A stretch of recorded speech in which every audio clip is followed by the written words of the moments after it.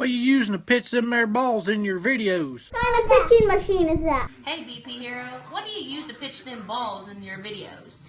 What kind of pitching machine is that?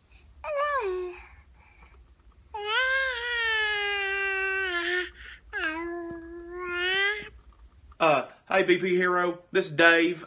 Long time viewer, first time submitter of a video here, man. Just real quick, what kind of pitching machine is that? Roll Tide. Alright guys, so here we are. The moment of truth that everybody has been waiting for. The Louisville Slugger Blue Flame pitching machine. This is a machine that I've been using in my videos that has gotten probably close to 300 questions. What the machine is, what my settings are. I've been so busy that I haven't had time to shoot this video. I keep telling everybody it's coming. Today's the day, ladies and gentlemen. Getting into some quick details here before I kind of give a demonstration on how this works and some tips and tricks. The first thing that I want to get into is the settings for this thing. You basically have three adjustments. You have your power pedal, which is the tension that is put on this spring. You have your micro adjustment, which is where the ball rides on the arm. And then you also have this here to kind of fine tune that. And then we also have the release arm block. And the setting that I found that worked best for me gives me somewhere around an 8-foot arc, maybe a little higher, maybe a little lower. Depends on the ball you're using, but we'll get into that in a minute. We'll get this release arm set on number 4. The micro adjustment set on number 4. And then the power pedal is set to number 1. So let's get into some details on how this thing works. Okay, so running this machine is pretty stinking simple. Obviously, let me move this here. All right. Now, obviously we'll want to stand on this side of the machine since the arm is on this side. And it's as easy as taking this arm, pushing it back. This goes forward to hang on that, to put tension on the spring. Then you push down on this pedal to load the spring, put the tension on the arm, and then it's as easy as one finger release will cut this thing loose, and away it goes. Pretty cut and dry. Now, a few tips and tricks that I'll give you about this machine.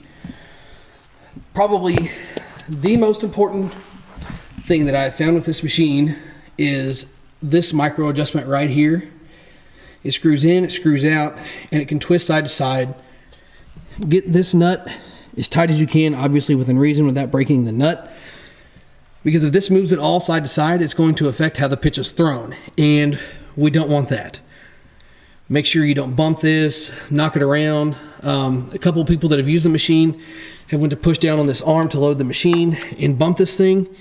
And it's as easy as centering it back up to get it working right again, but be mindful of that and don't bump it. On topic of that, the best way that I've found to load these balls in here is just with a traditional 4-seam style. Make sure none of your seams are touching this micro adjuster. That'll make things work the best. And when it comes to the actual operation of the machine itself, like I said, we're pushing down on this pedal. Make sure our pressure is right above the pedal in the arm, in the leg of the machine here. If your foot is off to one side, if your foot is off to the other, if you're standing on it like this, you can see it tilting the machine, which will affect how it throws. Bring your weight down, stand directly on top of the pedal and hold it down. Don't let it go. Then the next biggest thing, which I also catch a lot of people doing, whether they pull the handle and then try to bail out behind the screen or whatever else, is make sure, see if I can get a good angle on this. It takes one finger, just take one finger, pull this straight back. You pull it off to the either side, again, it's going to affect the pitch. How this machine is operated will affect how consistent it is. So it's as easy, I can take one finger, as you can see there, just pull straight back, bang, it's out of here. So one other very important thing that I want to mention is weight of the softball that you're using and the type of softball that you're using. These Evil BP balls here, you have the BP 52 Plus and the BP Rocket. These are a less dense softball, They weigh less, so they're going to go, depending on your machine and your settings, it goes usually between 6 and 8 inches deeper than these other softballs. We have the 52-300 game ball, the 44-575, and the 44-400 special blend. I use all of these softballs in this machine, and the easiest adjustment that I can tell you as far as getting set up for what kind of ball you're using is pitch all of one type of ball and then the next. The thing where it might give you a lot of trouble is if you have just a big mix of softballs. It may give you some fits as far as consistency goes. You know, if you've got just a bunch of old league balls, or you know, some stuff that you've dug out of the trees and maybe waterlogged, you could run into some issues there. And that's basically the gist of this pitching machine here. Like I said, consistency as far as using the machine when it comes to operating the pedals and setting it up, not bumping the micro adjuster, and the type of softballs you use are the biggest things that I can tell you. I mean, I've used this machine. I'd hate to know how many pitches it's thrown. I got it just before Christmas. I bet this thing's probably already thrown 5,000 pitches. Everybody loves it. It takes a little bit of an adjustment as far as the timing goes, because I mean, if you got somebody running the machine, they just stomp the pedal, pull the handle, it's hard to build a little bit of timing, because I mean, you watch the pitcher wind up and throw the ball, so it's no different than doing something with this. You know, usually what I have people do is step on the pedal and then wait a second, look up, and then just pull the handle back.